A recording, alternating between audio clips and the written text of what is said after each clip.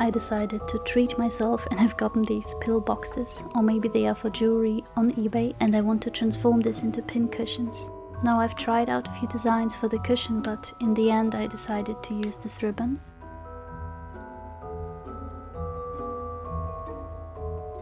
I'm gluing the ends so that they won't fray, and for the cushion itself I'm just layering pieces of fabric remnants.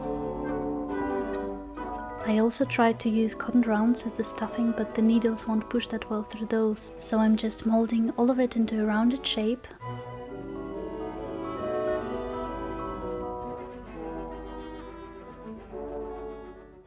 I decided to put some beads on the ribbon because, you know, might as well. Then I'm simply stitching the ribbon on top of the cushion. It fits really well and doesn't move because of the edge of the apple, and I actually like to have the option of changing the cushion if I'd get bored of the design.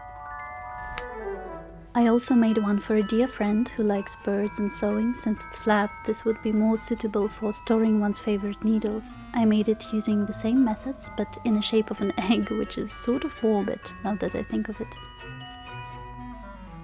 And obviously these are maybe not that practical, however I like to surround myself with things I like when I'm sewing, and I hope it'll inspire me to better habits because I'm not as cautious with my needles as I probably should be.